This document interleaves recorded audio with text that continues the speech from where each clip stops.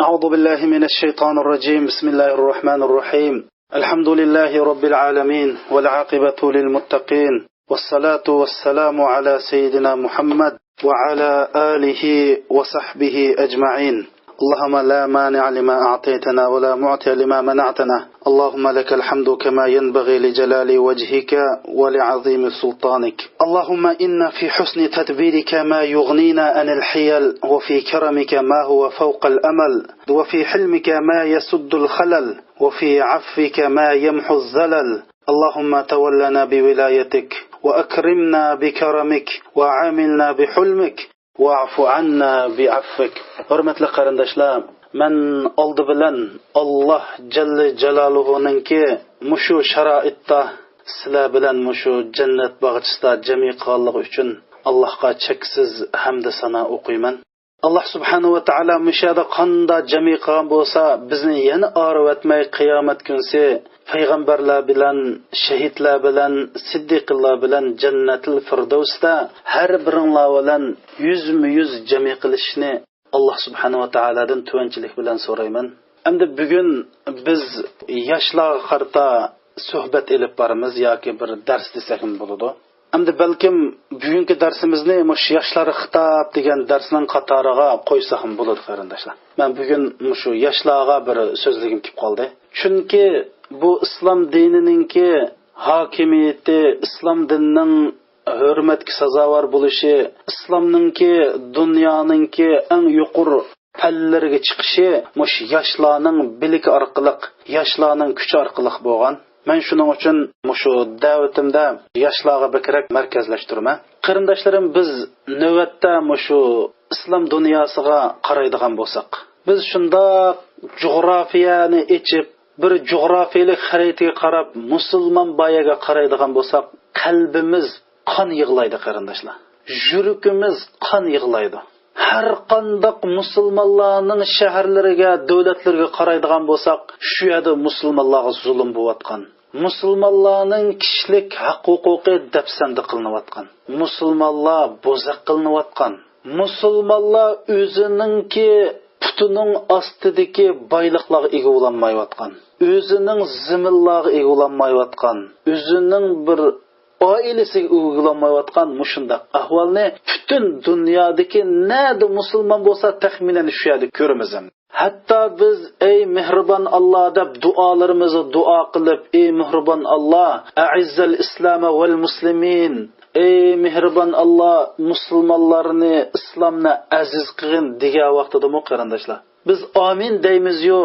Mush ahvollar qaraydigan bo'lsak, mush aziz qilgin, musulmonlarga nusrat ato qilgin deymiz-yu. Nurg'un qarindoshlarimiz mush gapni amin degan chog'da rasmiy ishonch bilan deyolmaydigan bir holat bo'lib qolyapti. Nima uchun? Biz musulmonlarning qaysi shaharlariga, musulmonlarning ahvollariga, musulmonlarning atalmış davlatlarga qaraydigan bo'lsak, bu musulmonlarningki real biz ko'rayotgan ahvoli, bizga ko'rinayotgani bu Allohumma mansurul islom val muslimin degan bu duoyimizdan nayt jiroq turgandek bizga shunda tuyulyapti. Bu hammamizga bir aql egasiga, hozir dunyoda yashayotgan, sizlardek to'rg'i kirib dunyoning nima bo'layotgan ishlarni bilayotgan bir qarindoshlarimiz uchun bir yushurun emas qarindoshlar. Bugun mush masala haqida biz ozroq bir fikr yurgizaylik. Ya'ni bu musulmonlar nega bo'lsa qo'rinayotgan, nega bo'lsa musulmonlar bechora, musulmonlar asos jihatdan kambag'al, nega bo'lsa musulmonlar bir izilayotgan, nega bo'lsa musulmonlarda madaniyat sapo bir xil to'van zodi. Ish qilib odamningki ko'nglini yoki do'stining yoki bir mu'min musulmonning qalbini xo'shal qiladigan ish musulmon diyorda nayta oz bo'layotdi. Ana mushu haqda fikr yurgizaylik qarindoshlar. Qani kelinglar biz islomningki subhi davriga atlanaylik. Alloh subhanahu va taolo Rasul akram sallallohu alayhi va sallamni mushu biz e'tiqod qilayotgan islom dini bilan butun dunyoga, ya'ni shirklik bilan, kufrlik bilan tushib ketgan bir dunyoga Rasulullohni avatdi.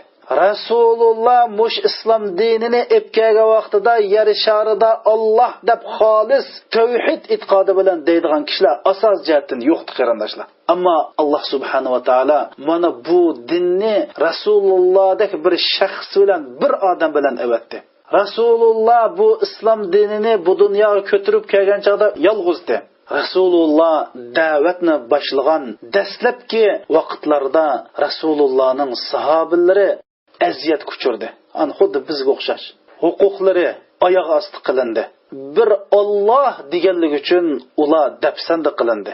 Rasul akram sallallohu alayhi va sallam shu huquqi dafsanda qilinayotgan, zo'migarlar tarafidan zulm qilinayotgan musulmonlarning qishidan o'tdi-yu, lekin hech qanday bir ish qilib bermaydi qarindoshlar.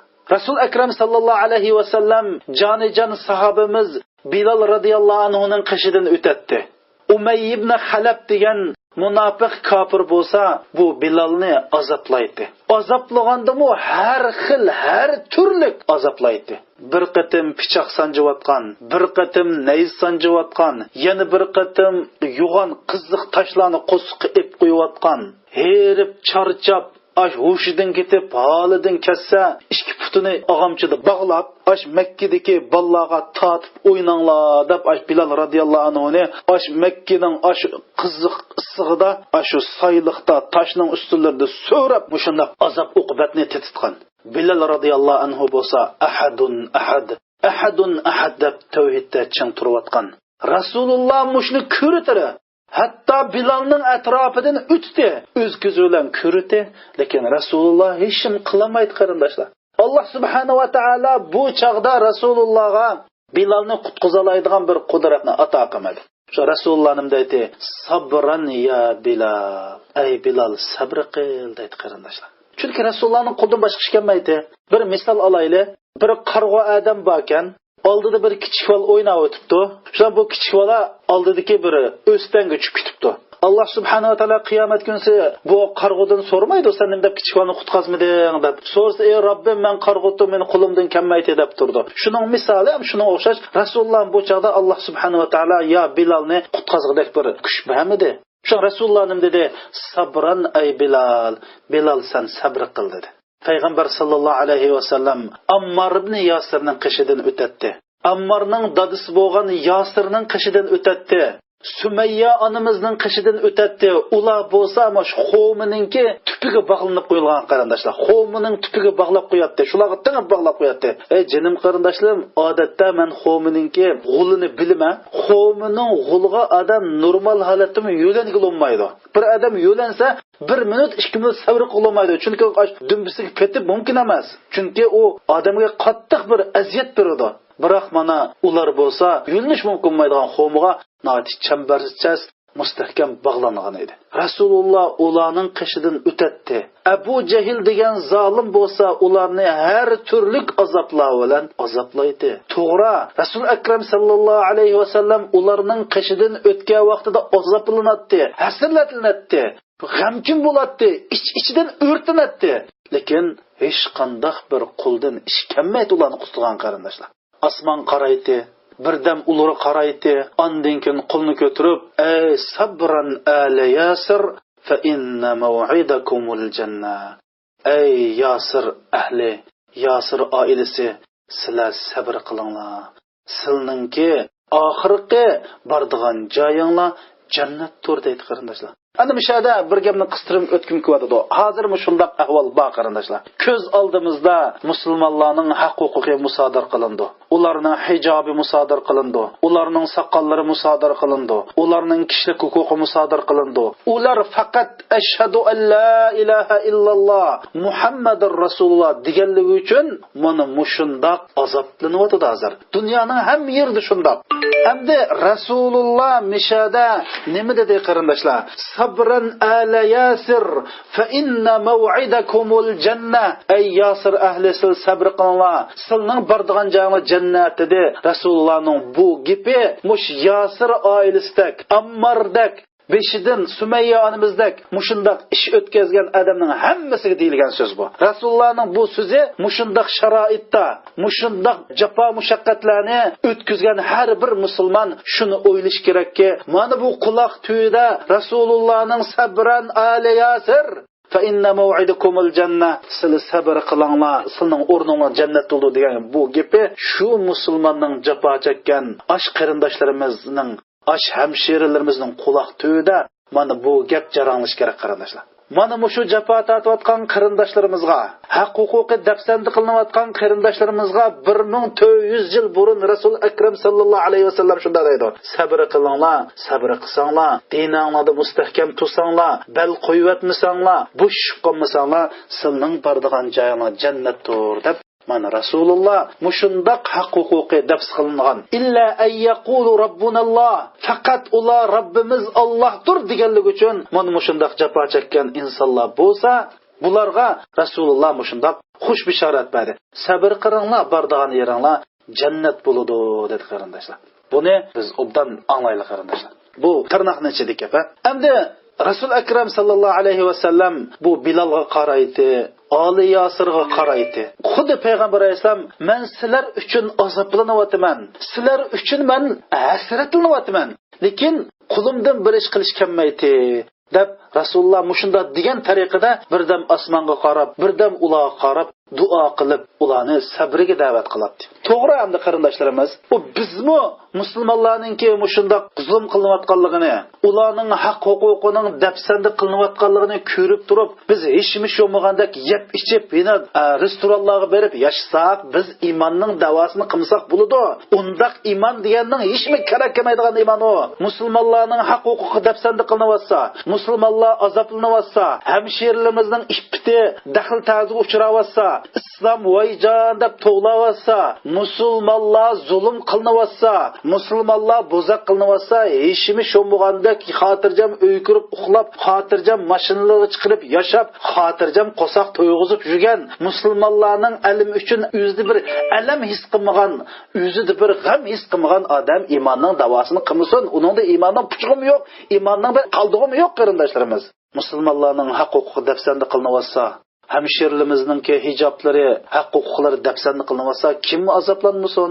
To'g'ri, Rasululloh azoblandi qarindoshlar. Lekin qo'ldan ish qilmish kelmaydi. Ammo azoblanmaydiganlar bo'lsa, musulmonlar bilan faqat hech qanday qo'y, uningga kelgan bilan man kelmaydi. Cho'ng boyga kelgan bilan men kichik boy man kelmaydi.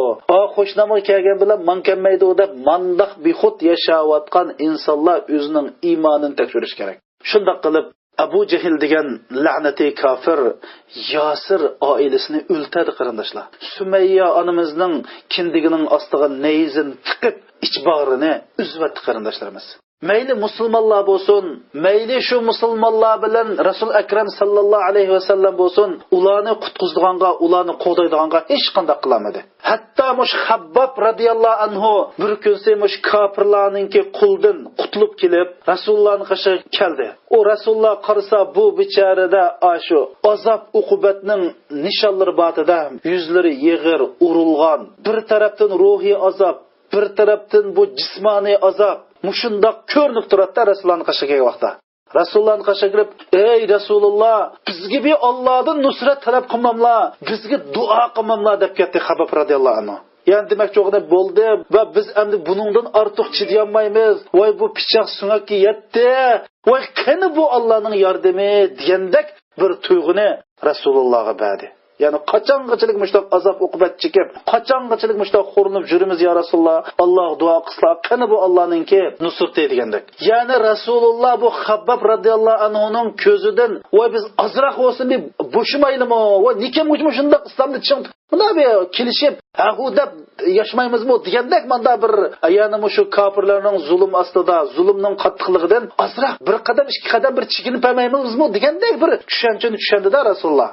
Habbob radhiyallohu anhudan bizning hozir chidg'uvchiligimiz qolmadi degandek mushta gapni tushunadi Rasululloh. Tushunib Rasululloh chiroyi o'zgargan holatda o'rnidan turib, "Ey Habbob, kana man kana qablakum." Ey Habbob, sizdan burun o'tgan insonlar boti. Yana bunda degani islom dini birinchi bo'lib kirgan salla emas. Alloh subhanahu va taolo bo'lsa, u faqat sen ibodat qilgan Alloh emas u. Kana man kana qablakum, sizdan burun insonlar o'tgan insonlar bo'lgan. Ularning biraylarni akilib, ularning beshiga tumirdan tag'oqni qildi deydi. Shundan o tumur tag'oq bilan uning badanini taraydi deydi. Uning go'shtlarini tarab, nervlarini taraydi tumur tag'oq bilan. Sunk qilib qoldi, sunkining oqlar ko'rinib qoladi. Shunda bo'lsa-mu, mana bu ish ularni dindan tavirtamaganti. Ey Habbob, bu dinga qon berayotgan, dinga jon berayotgan, din yo'lda jafo chekayotgan sizlar emas. Burunmu shunday nurg'un insonlar boti, kafirlar ularni tutib akilib, ularni tumi tag'oqda tarisa, ularning go'shlari tarilib, nervillari, badallari tarab, sunyakning iq ko'rinib qoladi. Ya bo'lmasa ularning birsini tutib akilib, kafirlar musulmondan men tutib akilib, beshining qoq o'ttirisiga harin akilib, hardab ikkiga bilib o'tadi. Shunda bo'lsa, bu azob ularni dindan qaytaramagan edi. Walakinnakum qaumun tastajilun. Ammo ay Xabbab, sizlar baklam oldiran qul qilyapsizlar. Deb anikin Rasululloh nim dedi. Valloh la yutimmanna hazal amr. Ey Xabbab, Alloh bilan qasam qilamanki, Alloh chuqum yordam berdi bu dinga. Bu din chuqum ustunlikka erishidi. O'ylab baqila qarindoshlar. Rasululloh qasam qilyapti. Ey Xabbab, walakinnakum qaumun tastajilun. Sil aldirab ketisizlar. Sil aldirawatsizlar deb bo'lib, annikin valloh Alloh bilan qasamki, Alloh diniga chuqum yordam berdi. Biz Rasulullohning mana bu gapini anglaylik qarindoshlar. Mana Rasululloh qasam qilib turib, Alloh bu dinga yordam berdi, bu dinni aziz qildi degan vaqtida Bilal Makkada ushshaqvallar tarafidan xuddi bir qushqashdek ayni-mayniga so'rilib, ballarning o'yinchiq o'ylangan vaqt edi. Ali Yasir bo'lsa ash Rasulullohning ko'z oldida qatl qilingan bir vaqt edi. Rasululloh hech qanday qilolmaydi. Qo'ldan hechim kelmaydi. Hatto bir musulmonlar hechim qilamagan qarindoshlar. Hatto ey jinim qarindoshlarim, shu Yasir oilasi, ya'ni Ammarning dadisi Yasir va onamiz Sumayya shahid qilingan vaqtida, yo Rasululloh, yo musulmonlar shularning jasni bir dafn qilishga petnamagan juma qarindoshlarimiz. O'ylab baqinglar qarindoshlar. Mushu vaqtda Rasululloh nim dedi? Rasululloh deb kelib, ey Xabbab, vallohi la yutimmanna hazal amr. Alloh bilan qasamki, Alloh subhanahu va taolo bu dinni chuqum ustun qiladi. Alloh o'zining diniga yordam qildi deb qarindoshlar. Rasululloh o'zining davatgan gapini tulib tashgan ishonch bilan dedi. Nima uchun shunday ishonch bilan dedi? وَمَا يَنْتِقُ عَنِ الْهَوَى إِنْ هُوَ إِلَّا وَحْيٌ يُوحَى. Muhammad alayhisalom o'z ichidan, o'z qo'sug'idan chiqarib gap qilmaydi, balki Muhammad alayhisalom o'zi qilgan vahiyni boshqalarga yetkazdi dedi qarindoshlar. Deb bo'lib Rasululloh Xabbab qinim dedi. Innakum qaumun tastajilun. Sil aldirab ketbarsizlar. Ey Xabbab, sen o'lsang o'l. O'lsang hech qancha gap emas. Nurg'un sahobalar bu din uchun o'lgan, sen o'lsang hech qancha gap emas. Bu din nurg'un kallaning badiliga, nurg'un qonning badiliga kelgan din. Sen o'lsang hech bo'lmaydi. Sil aldirab ketbarsizlar hozir. Alloh chuqum bu dinga nusrat berdi dedi qarindoshlar. Bu haqda Alloh subhanahu va taolo nurg'un oyatlar bor. Alloh subhanahu va taolo Baqara surasida أم حسبتم أن تدخلوا الجنة ولما يأتيكم مثل الذين خلوا من قبلكم مستهم البأساء والضراء وزلزلوا حتى يقول الرسول والذين آمنوا معه متى نصر الله ألا إن نصر الله قريب. سلا deydi. Aş burun o'tgan ummatlarningki beshig'i kelgan kun kelmay turib jannatga kiramiz deb ham xiyol qilyapamsizlar ey Muhammad alayhisolamning ummatlari. Ularga ajoyib qattiq kun, ajoyib qattiq ishlar beshidan o'tgan ularningki. Ular tavrab ketib dedi. Aş kelgan musibatning ig'irligidan tavrinib ketdi. Hattoki payg'ambarlar va shu payg'ambarlarga iymon etgan musulmonlar Allohning nusrati qachon davatkichilik shu darajada ularning beshiga musibat kelgandi. Sizlar mushundaq musibat kelmay turib, sizlar mushundaq imtihon qilinmay turib jannatga kiramiz deb gumon qilamsizlar deb bo'lib Alloh javob berib, siz Allohning yordami qachon demsizlar? Ala sil diqqat qilib qo'yinglar, bilib qo'yinglar. Nasru inna haqiqatan Allohning nusrati noat yaqindir deydi qarindoshlar. Mana men hozir sizlarga o'qigan oyat qarindoshlar. Mushu Xandaq urushi bo'lgan chaq nozil bo'lgan oyat. uqbaqsizlar, ey mush Xandak urushida canım qarindashimiz, musulmonlar 50 metr doirasining sirtiga chiqolmagan. Masalan, shu Xandak urushida bir orliqi bir mening bilan dadamning orlig'i 50 metr bo'lsa, shu orliqda xotirjam dadam bilan ko'rishamagidek musholat bo'lib ketgan qarindoshlar. Soğa, tamaq yo'q, hatta Rasululloh qo'shiq ichib ketib, toshni qo'shiqqa tengib olgan vaqtmi shu qarindoshlar. Butun dunyo kofirlari musulmonga birdek hujum qilib kelgan vaqti.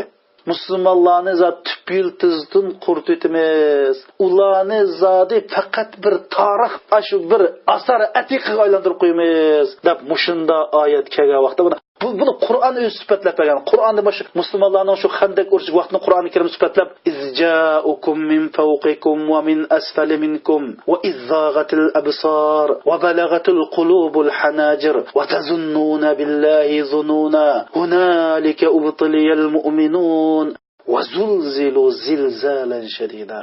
Düşmanlar sizlarning ustinglardan, ostinglardan, o'ng tarafdan, so'ng tarafdan, butun atrofinglardan dushman keldi deydi.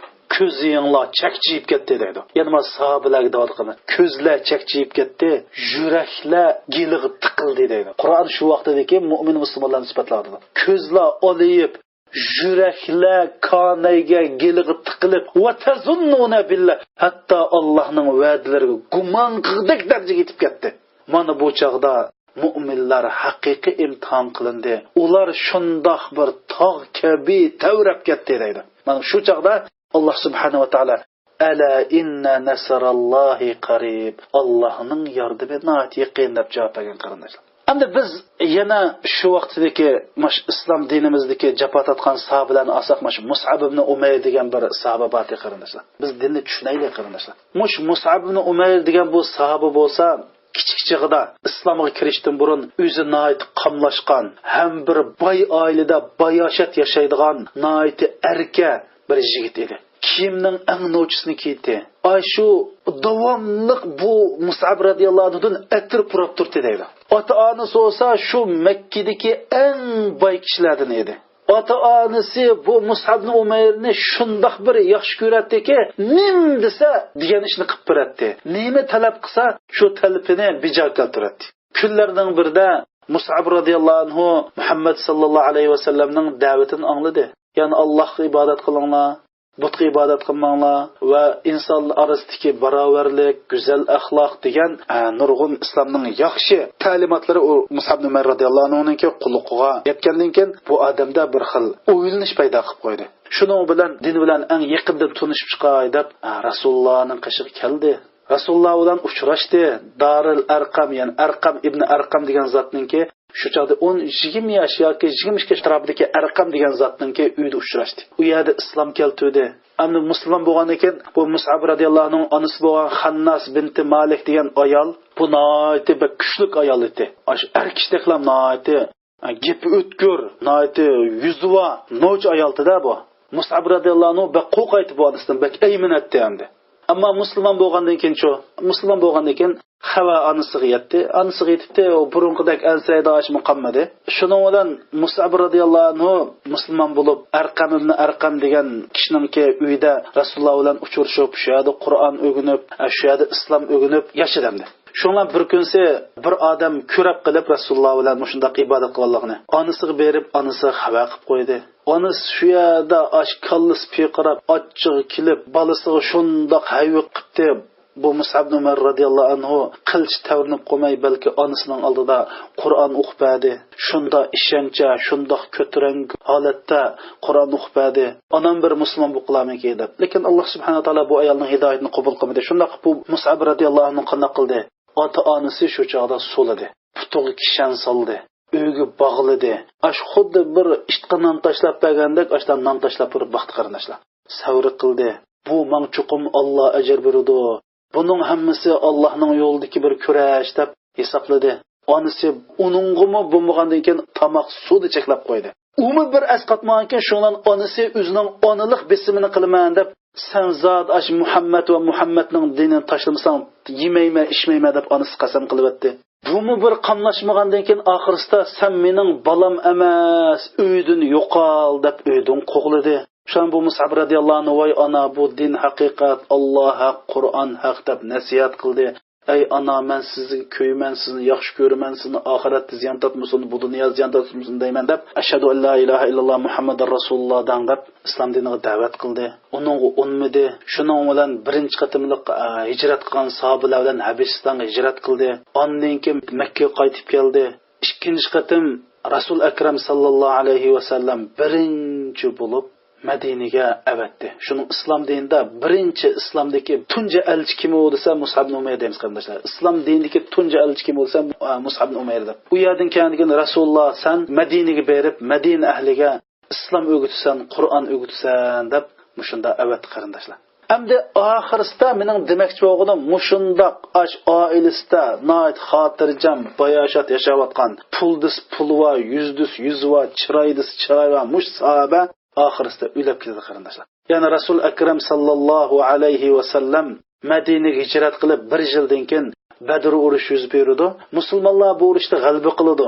Ondan keyin ikkinchi qatim shunday vaqtlar o'tib, Uhud urushida Rasul akram sallallohu alayhi va sallam Mus'ab ibn Umayrni bayroqdor qilib tayinlaydi. Endi bu Uhud urushida hammanglar bilasizlar, musulmonlar birinchi qatim g'alaba qildi, ikkinchi shundan g'alaba qildik deb g'animatni to'playotgan vaqtda kafirlar keyindan otli hujum qilib musulmonlarni chiqimdor qilyotdi. Ana mushu Uhud urushida Mus'ab ibn Umar radhiyallohu anhuninki bayroq tutgan o'ng qo'lni kafirlar chipib tashlaydi. O'ng qo'l uzilib ketsa, so'l qo'l bilan bayroqni tutib oladi.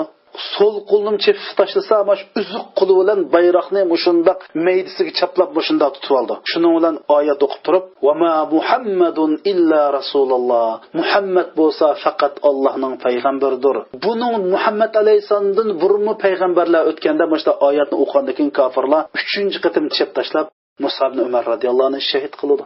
Bu urushda Mus'ab ibn Umar radhiyallohu anhu shahidlik darajasiga yetdi. Sahabeler urush tugandan keyin yaralanganlarni va shahid bo'lganlarni to'plab Mus'ab radhiyallohu anhuni ko'rdi. Mus'ab radhiyallohu anhu bir dafna qilamiz deb dafna qildigan chog'da jinim qarindoshlarim mushu bir kapanni akasa Mus'ab radhiyallohu anhu sal igizrak bir zatkan, yuzni yapsa puti uchiq qilayotgan, putini yapsa yuzi uchiq qilayotgan. Shu Rasulullohning qashirgancha Rasululloh beshini yapib putiga xo'mininki shoxlarini yeb qo'yinglar deb mana mushundaq dafna qilingan qarindoshlar. Mana bu vaqalik Imom Buxoriyninki Sahih Buxoriy degan kitobda naql qilingan. Bu haqda Alloh subhanahu va taolo Qur'ondan oyat tushirib, "Minal mu'minina rijalun sadaqu ma ahadallohu alayhi, faminhum man qada nahba wa minhum man yantazir wa ma baddalu tabdila." Rijal, shu mu'minlardan shundoq erkaklar borki, ular Alloh bilan tuzishgan to'xtamga amal qildi. Ya'ni ashhadu an la ilaha illalloh deb Alloh bilan tuzishgan to'xtamga amal qildi deb oyat tushgan qarindoshlar. O'ylab baqalamda, mana din mushundoq ishlar bo'lgan.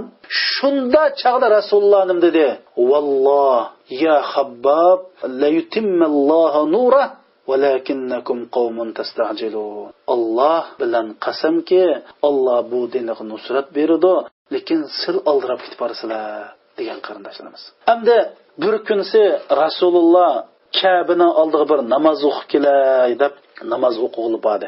Shundan ashu Makkadagi eng nachar, eng bir axloqsiz bir ablahdan birisi mush to'gininki mush zasuyni akilib, puchaylari, qo'soqlarini akilish jarayonida nijosat, qon iqib turdi. Shun akilib Rasulullohning beshiga otib qo'ydi. Rasul akram sallallohu alayhi va sallam bu chaqda namoz o'qib sajda qilgan holat turadi qarindoshlar.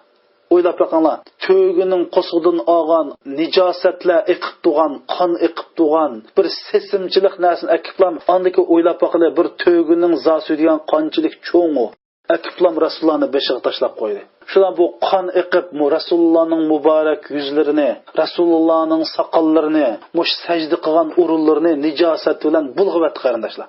Rasululloh beshini ko'taramadi. Beshini ko'tarishga qodir bo'lolmadi qarindoshlarimiz Rasululloh. Shunda beshini ko'tarsa butun jismi nijosat bo'ladi. Yoki shuning ig'irligidan Rasululloh beshini ko'taramadi.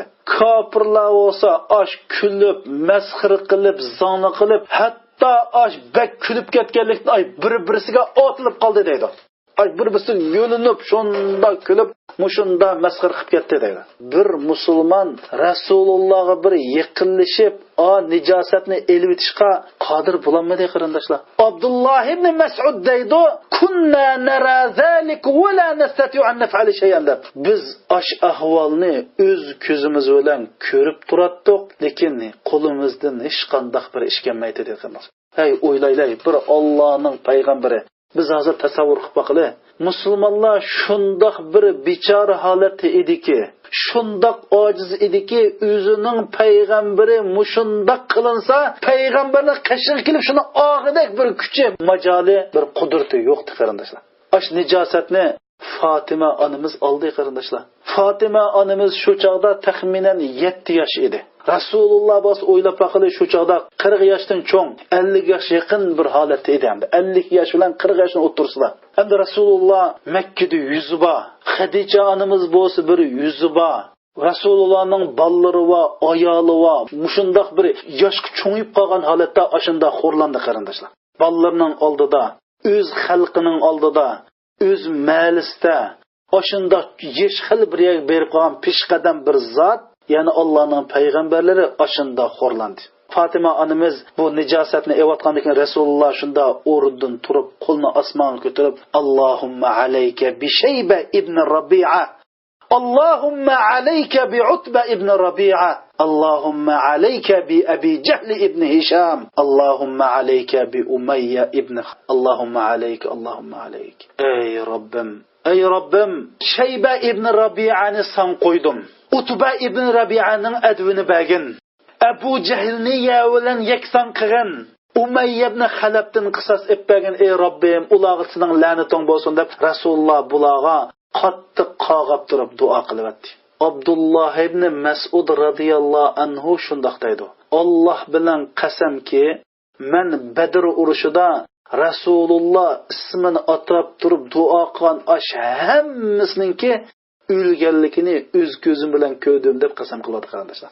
Allohning yordam kelamdika. Kilido. Lekin o'ylab baqili, mush Badr urushi qachon bo'ldi? Mush Rasululloh duo qilib, duosi Rasulullohning qachon ijobat bo'ldi qarindoshlar? Rasululloh Makkada 13 yil yashadi. Ondan keyin Madinaga hijrat qildi. Madinada 1 yil o'tgandan keyin ikkinchisi Badr urushi yuz berdi. Mush Badr urushida Rasulullohning qon duosi ro'yobga chiqdi qarindoshlar. Reallikqa aylandi. Canım qarindoshlarim, men nima demoqchi sizlarga? Hozirdan sizlarga demoqchi, hargiz mayuslanmanglar. Hargiz o'zinglarni g'arib his qilmanglar. Hargiz o'zinglarni yolg'iz his qilmanglar. Hargiz o'zinglarni Alloh tarafidan tashlab o'tilgan his qilmanglar. Allohning dini cho'qim g'alaba qiladi. Bu faqat vaqt masalasi, bizning sabr masalasimiz qarindoshlar. Allohning dini cho'qim g'alaba qildi. Mayli sharoit qandoq bo'lsin, dinning dushmanlari har qandoq ishlarni qilib bu dinni yo'qotmoqchi bo'lsin, oldirmasaqlam, sabr qilib biz hammamiz o'zimizning majburiyatini ato qilsak, cho'qim Alloh bu dinga nusrat ato qiladi. Voy mayli xolisun xolimisun, xo'sh bo'lganli xo'sh bo'lsin, xafa bo'lganli xafa bo'lsin, Allohning dini cho'qim g'alaba qiladi.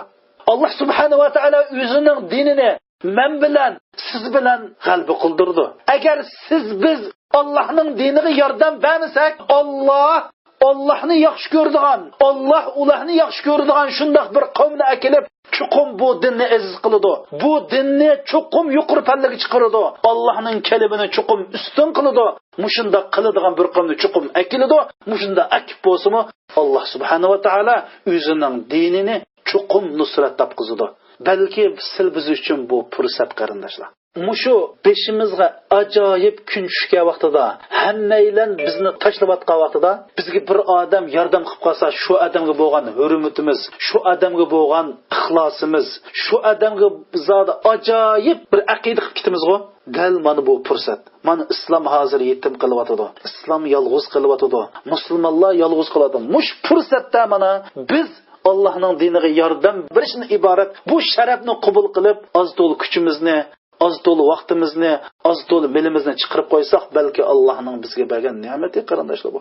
Alloh subhanahu va taolo ya siz orqali, ya men orqali bu dinga yordam berdi.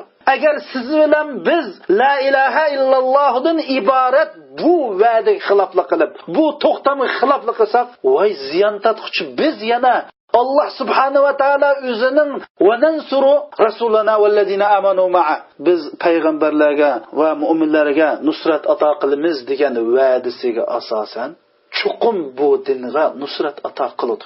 Mayli sen bu dinga qo'shma baribir qarindishim. Ey musulmonlar, mayli mush darsni naq maydondan anglayotgan qarindoshlarimiz, mayli lint orqali anglayotgan qarindoshlarimiz, siz bu dinga yordam qiling, qilmang. Alloh bilan qasam qilamanki bu dinga chuqum nusrat ato qildik. Chunki bu Allohning va'dasi. Biz shu Qur'on o'qiydigan bo'lsak, biz tarixlarni o'qiydigan bo'lsak, Alloh subhanahu va taolaning shu dinga chuqum yordam berdiganligining bir qonun ekanligini bilalaymiz qarindoshlar. Bu qonun, bu Allohning bekitib o'tgan qonuni. Oxirgi hisobda g'alaba chuqum mu'minlarga mansub, islomga mansub. Alloh mumkin emas o'zining dinini musulmonlarni tashlab o'tmaydi.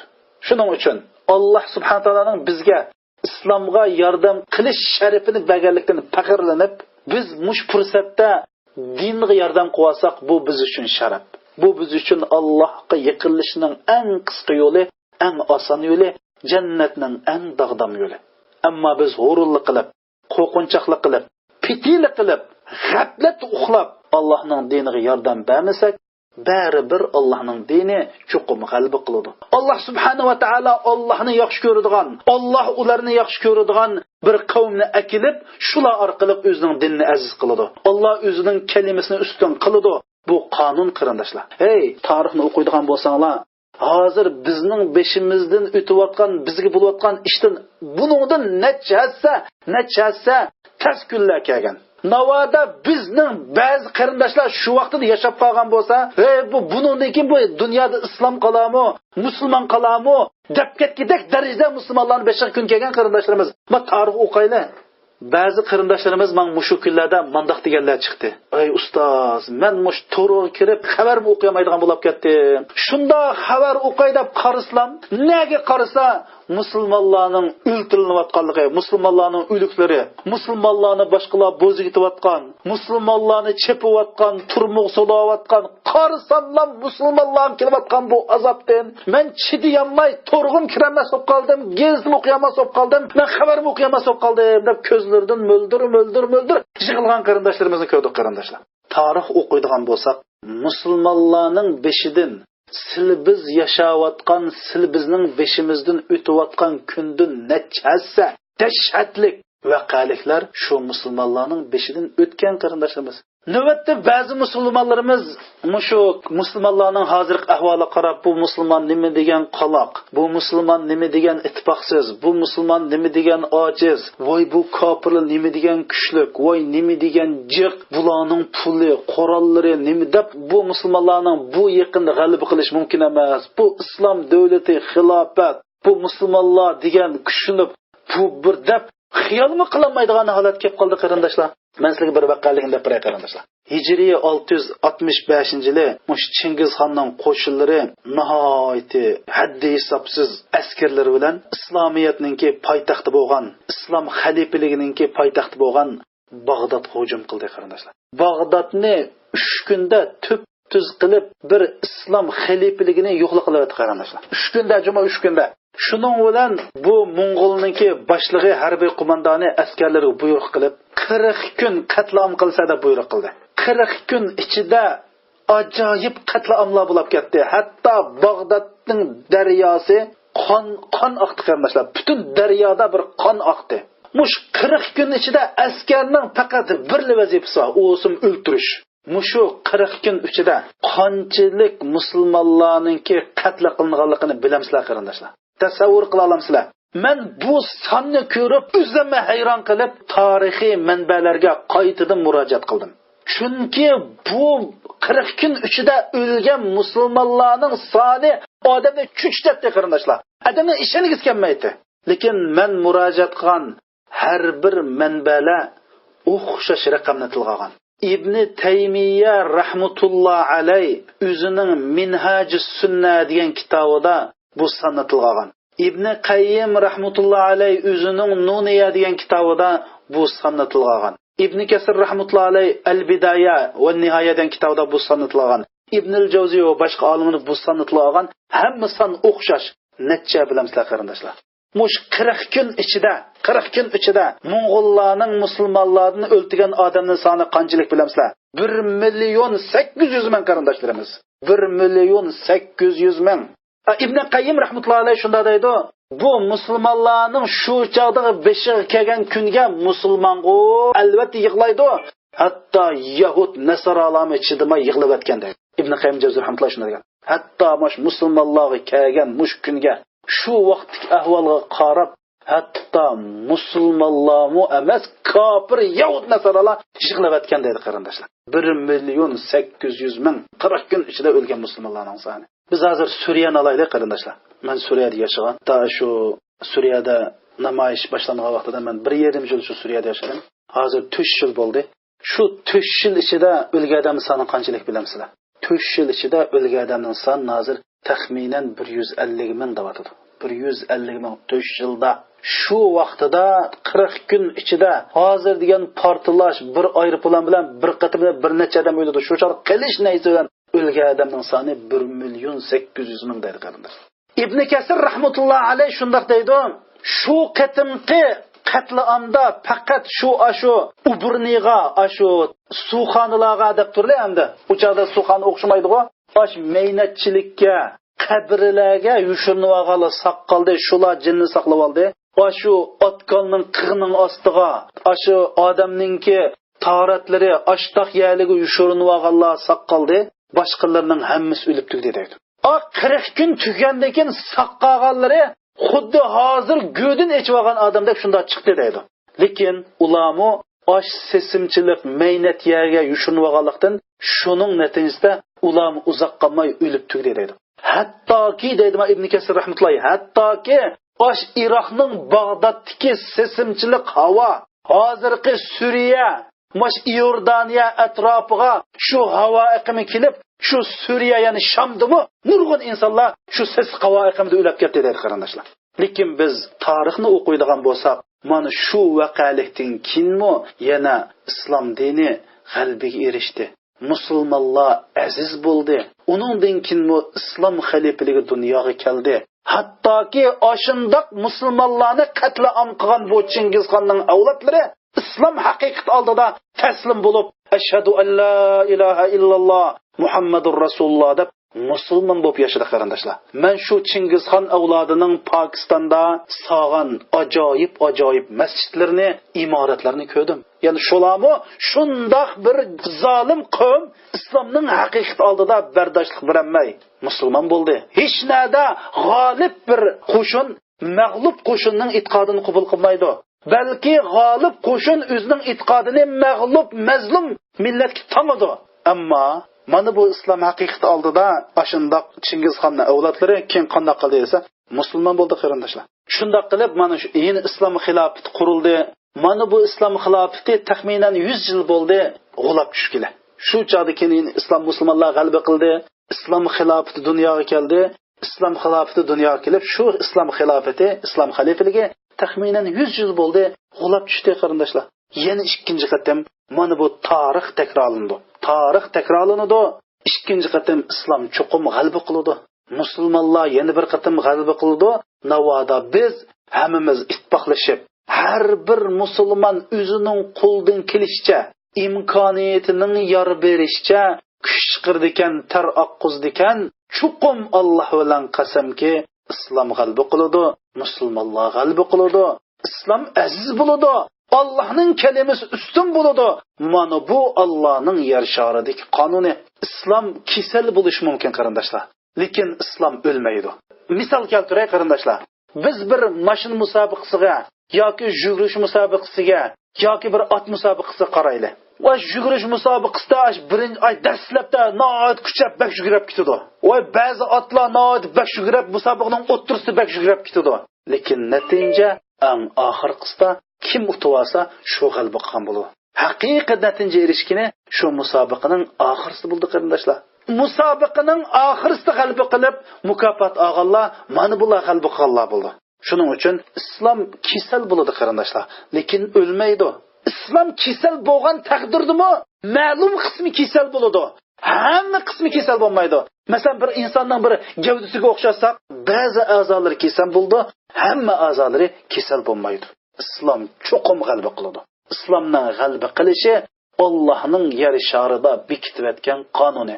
Mana bu birinchi nuqta qarindoshlarimiz. Bugungi darsimdagi birinchi nuqta mana shu. Ikkinchi nuqta bo'lsa qarindoshlar, kelgusi islomga mansub. Islom yo'lga chiqib bo'ldi, kelyotdi. G'albining bishoratlari ko'rinyotdi. Hozir men sizlarga deb beray jinim qarindoshlarim. Sizlar tarix o'qinglar. Tarix demak tajriba demak. Tarix takrorlanadi. Mush buvatgan ishlarning hammasi islomning musulmonlarning g'alba qilishining bishoratlari. Inna ma'al usri yusra. Inna ma'al usri yusra. Har qanday taslikdan keyin osonchilik keladi. Har qanday taslikdan keyin chuqum osonchilik keladi.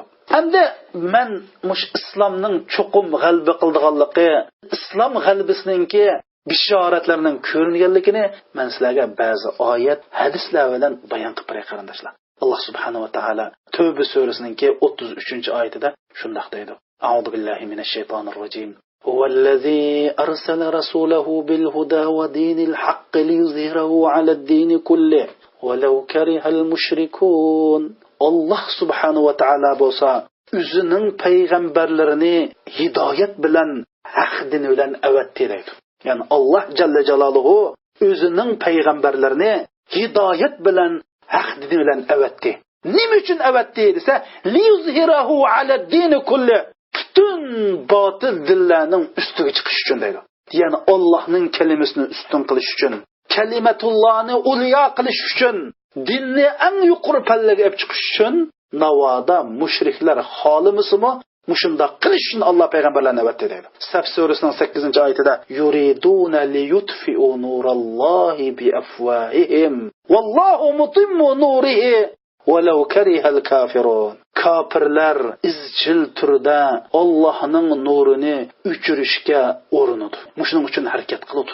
Og'iz bilan urinadi, iqtisodi bilan, butun kuchi bilan islom dinining nurini o'chiramiz deydi. Bularning qilgan ishi shu. Izchil buni qiladi. Biroq Alloh subhanahu va taolo kafirlar xolimisimi bu dinni mukammal takomil oxirigacha ep chiqadi deydi qarindoshlar. يريدون أن يطفئوا نور الله بأفواههم ويأبى الله إلا أن يتم نوره ولو كره الكافرون. Kafirler ma Tövbe suresinin 32. ayetinde. Kafirler ağızları bilen Allah'ın nurunu öçürmekçi buluşudu. Ama Allah özünün nurunu yani bu İslam'ını mükemmel takamulu vayiga yetkazmay turup en yuqur pelligi açmay turup herkes buldu qilmaydi deydi. وَلَوْ كَرِهَ الْكَافِرُونَ Kafirlar bunu xalımız mı deydi. Yani İslam dininin g'alaba qilishi kafirlarning xohishiga baxmaydi deydi. Bu oyat yetmasmi qarindoshlarimiz? وَلَا يَنْصُرَنَّ اللَّهَ مَنْ يَنْصُرُهُ إِنَّ اللَّهَ قَوِيٌّ عَزِيزٌ. Yani Allah subhanahu wa ta'ala وَلَا يَنْصُرَنَّ اللَّهَ مَنْ يَنْصُرُهُ إِنَّ اللَّهَ قَوِيٌّ عَزِيزٌ. Haqiqatan chuqum Allah o'ziga yordam qillarga yordam qiladi, nusrat beradi deydi. Yani biz Allah qanday yordam qilamiz? Allohning diniga yordam qilishdan yordam qilamiz. Innalloh haqiqatan Allah bo'lsa laqavi deydi. Eng kuchlikdir, aziz, g'olibdir deydi qarindoshlar. Rum surasining 47-oyatida va kana haqqan alayna nasrul mu'minin. Mu'minlarga nusrat ado qilish bizning ustimizga haq deydi. Mu'minlarga nusrat ato qilish bizning ustimizga ortilgan burch deydi qarindoshlar Alloh subhanahu va taolo. Hatta iza istay'asa ar-rusul wa zannu annahum qad kuzibu ja'ahum nasruna. Hattoki payg'ambarlarmi umidsizlanib, ularmi Allohning nusrati qachon kelar degan gumonlar kelib, ularni butun payg'ambarlar yolg'onchiga chiqirilib, mushunda bo'lgan taz uchuq chiqqan vaqtida Allohning nusrati keladi deydi. Mana bu oyatlar qarindoshlar.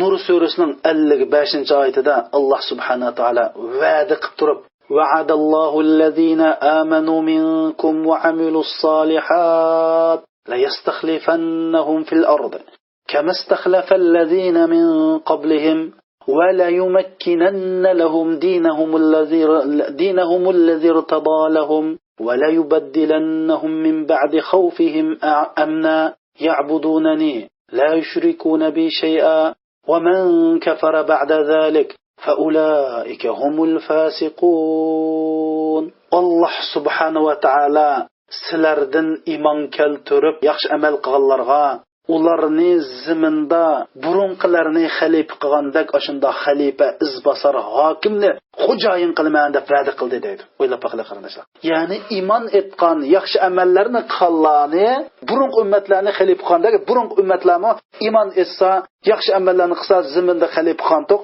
ashunda qonun bo'yicha sizlardanmi iymon etgan yaxshi amallarni qilganni ziminda xo'jayin qilamiz. Ularga deydi Alloh rozi bo'lgan dinni qudrat topqizib beramiz deydi. Ya'ni sizning musulmonlarning dini Alloh rozi bo'lgan din, musulmonlar shu din qudrat topadi.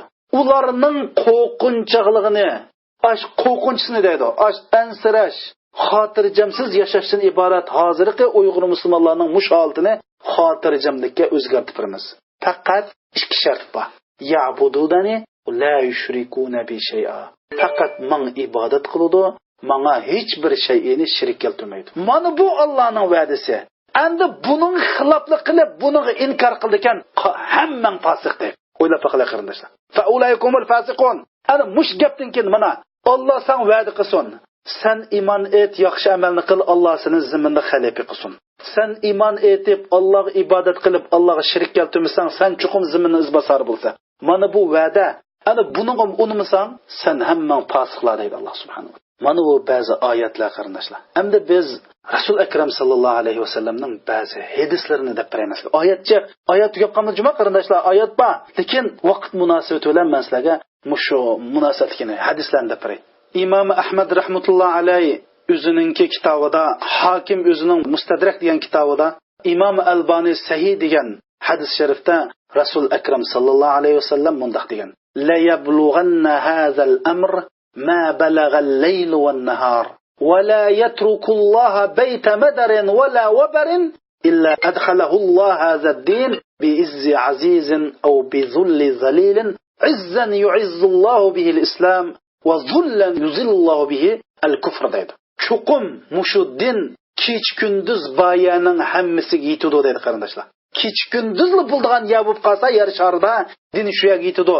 Mayli shahardagi qishda silingan uylar bo'lsin, mayli yez qishloqdagi jungda silingan uylar bo'lsin, chuqum azizni aziz qilib, xorni xor qilib, Alloh qandoq qilishdan qat'iy nazar chuqum din shundoq kirdi deydi. Yez qishloqdagi uydan tortib, zodi shahardagi uydan tortib ish qilib odam bayon hammasiga din boradi. Ya Alloh subhanahu va taolo mush jarayonda islom bilan nurg'un kishilarni aziz qiladi. Mushu islom bilan nurg'un kofirlarni xor qiladi. Kofirlarni xor qilib, musulmonlarni aziz qilib, Alloh bu dinni kech kunduz boyaga, yez qishloqlarga, shaharlarga, hamma yerga opiradi, bu dinni chuqum boradi deb mana bu hadisda Rasululloh dinning chuqum g'alba qildiganligini bayon qilgan qarindoshlar. Yine İmam Ahmad rahmetullah alayhi naql qilgan hadis sharifda Hafizul Iroqi degan kishi sahih degan bu hadisda Rasul akram sallallohu alayhi vasallam mundaq deydi: "Takunu nubuwwatu fikum ma sha Alloh an takun" deydi. Sizlarda Alloh xohlagan vaqtchilik payg'ambarlik bo'ladi. Ondan keyin Alloh bu payg'ambarlikni ko'tirib ketishni xohlasa ko'tirib akitadi deydi. Ya'ni demak bizda payg'ambarlik Alloh xohlabdi. Muhammad sallallohu alayhi vasallamdan iborat payg'ambarlik bo'ldi. Ondan keyin Alloh bu payg'ambarni ko'tirib akitishni xohlabdi, akatdi. Rasululloh vafot bo'ldi. Ondan keyin summa takunu khilafa ala minhajun nubuwwa deydi. Payg'ambar ketgandan keyin payg'ambarning tutgan yo'li bo'yicha xalifalik bo'ldi dedi. Ya'ni Abu Bakr, Umar, Osman, Ali radhiyallohu anhu man xalifalik bo'ldi. Ondan keyin Alloh u xalifalikni ko'tirib akitishni xohlasa ko'tirib akitadi deydi. Demak ko'tirib akat. Summa takunu mulkan azzan deydi. Ondan keyin shundama summa takunu malikun va rahma deydi. Ondan keyin podshohlik bo'ladi, rahmat podshohlik bo'ladi dedi. Ya'ni mash islomdagi 4 xalifadan keyin biz Abbosiya xalifaligi, Umayya xalifaligi, Osman xalifaligi deymiz. Asli islom deyincha bu xalifalik emas, bu podshohlik juma qarindoshlar. Lekin bular o'zlarini xalifaga o'xshatib, qonliqni xalifa deydi. Ammo islom dinida Qur'on, hadis bo'yicha xalifalik Aş 4 xalifa shu. Chunki 4 xalifa tugandan keyin islomdagi huquq Muaviya, yani Abu Sufyanning o'g'li Muaviya radhiyallohu anhu o'tdi. Muaviya radhiyallohu anhu o'zining o'g'li Yezidga podshohlikni meros qo'yib ketdi. Buning bilan Umayyiya xalifalik dunyoga keldi. Bular shu Baliston dadisi mushlar meros qoladi. Ondan keyin Abbosiya xalifalik keldi. Bular meros qilib qoladi. Ondan keyin Osmoniya xalifalik keldi. Bu meros. Lekin haqiqiy xalifalik emas bular. Bular podshohlik. Mana bu nim bo'ladi, podshohlik bo'ladi. Ondan keyin Alloh xolis bu podshohlikni ko'taradi. Ondan keyin majburiy podshohlik bo'ladi. Yoki tishlab oladigan podshohlik bo'ladi deydi. Majburiy, malikan azan au malikan jibriyan deydi. Tishlab oladigan podshohlik bo'ladi. Tishlab oldi degan yo xalqni tishlab oldi, yoki o'zi o'ltirgan huquqni tishlab olib, o'zi o'ltirgan o'rindiqni obdan tishlab hech kim bermayman deb Qazofiydak, hozirgi Bashar Asadak tishlab berg'ilmaydi deydi. Buni Alloh ko'tarib o'tishni xolsa, buni Alloh ko'tarib o'tadi deydi. Hozir biz yashayotgan davrimiz shu qarindoshlar. Ya'ni o'rindiqni tishlab o'ltirilib bermayman deb kim o'ltirib olgan? Ya xalqni tishlab olgan podshohlik hozir shu qarindoshlar. Uningdan keyin nima bo'ldi bilamsizlar? Summa takunul khilafa ala manhajun nubuwa. Ondan keyin payg'ambar alayhisalomning tutgan yo'liga aynan shu buncha bir xalifalik keldi deydi. Umar roziyallohu anhu, Abu Bakr roziyallohu anhu, Osmon roziyallohu, Ali roziyallohu anhu qurgan xalifalikda aynan bir xalifalik keldi deydi jinim qarindoshlarim. Ma hadis sahih hadis. Dunyoda islom xilofati tiklanmay turib qiyomat qoyim bo'lmaydi qarindoshlar. G'albi aniq, voy g'albi faqat vaqt masalasi qarindoshlar. Endi men sizlarga ham bir hadisni deb beray, ham bir hadis. Bu ajoyib nochadis. Ajoyib bizga islom dinining haqiqatan g'albi qilganligini bildirgan hadis. Bu hadisni Imom Ahmad rahmatullohi alayh, Hakim rahmatullohi alayh, Ibn Shayba rahmatullohi alayh rivoyat qilgan hadis. Imom Albani sahih degan hadis. Biz Rasulullohning atrofida vahiy yezib o'ltirardik deydi. Abdullah ibn Umar radhiyallohu anhu. Vahiy yezib o'ltirsak, bir odam Rasulullohdan so'rab qoldi. Ya Rasululloh, Qustantiniya, Rum degan ikki shaharning qaysi birinchi bo'lib fath bo'ldi deb so'radi deydi. Ya'ni hozirgi Istanbul bilan hozirgi Italiya, ya'ni Vatikan. Ash Vatikan bilan Istanbul ikki shaharning qaysi oldida islomga kirib musulmonlar tomonidan fath qilindi debdi Rasul akram sallallohu alayhi va sallam. Hirqal tuftahu awwalan, ya'ni Madinat Hirqal tuftahu awwalan dedi. Ya'ni Qustantiniya, Hirqalning yuti bo'lgan Qustantiniya hozirgi Istanbul birinchi bo'lib fath bo'ldi dedi. Lekin qachon fath bo'ldi qarindoshlar? Rasululloh mush gapni deb 800 yildan keyin fath bo'ldi. 1553-yili Istanbul fath bo'ldi. 800 yildan keyin emas, 800 yildan keyin. Shunga biz deymiz, ya Habbab, ad-dinu mansurun, walakinnakum qawmun tastajilun. Ey Habbab, bu Allohning dini chuqum g'alaba qildi, lekin sil oldiranqim. O'ylab baqili. Rasululloh la tuftahanna chuqum deb ta'kidlab turib Qustantiniya fath bo'ldi, ondan keyin Roma fath bo'ldi dedi. Rasululloh deb 800 yildan keyin mana fath bo'ldi qarindoshlar. Endi uning keyin Italiya fath bo'ldi dedi. Shu uning 1400 yil bo'ldi. Alloh bilan qasamki, chuqum Italiya fath bo'lib, musulmon bo'lib islomning bayrog'i lapildaydi, lapildamay turib qiyomat qoyim bo'lmaydi. Mana 1553-yili Muhammadul Fatih islomni fath qildi. Ashundaq Muhammadul Fatihni chiqargan Alloh ikkinchi qatam Muhammadul Fatihni chiqara oladi. Buning qodir qarindoshlar. Alloh subhanahu va taoloning 99 go'zal ism sifatining haqqi bilan biz so'raymizki, Alloh bizga Muhammadul Fatihni yana chiqarib bersin. Chiqara oladi Alloh. Mana bu ikkinchi nuqta darslik qarindoshlar.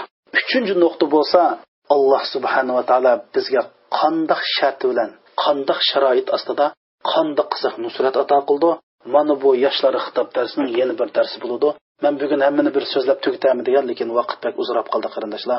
Alloh subhanahu va taolo mush darsni anglagan barliq qarindoshlarimizga iymon, islom ato qilsin. Mush qarindoshlarimizga din uchun xizmat qilib olishdan iborat bir sharafni ato qilsin. Chunki Alloh subhanahu va taolo bir bandani yaxshi ko'rsa, mush dinga xizmat qilishga muvaffaq qiladi. Uning qalbiga soladi. Onun sharoitlarni osonlashtirib turdi. Islom dinini xizmat qilish yo'lini taqdim qilib turdi. Ammo Alloh xohlamasa qilay desimi muvaffaq qilmaydi.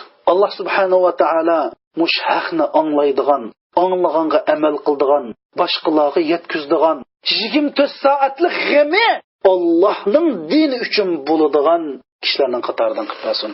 Alloh subhanahu va taolo mush munitdan ilgari qilgan gunohlarimizning hammani kechirib olsin. agar kechirmasa biz qor yuz bo'lib ketamiz. Robbana zalamna anfusana illam taghfir lana va tarhamna lanakunanna minal khasirin.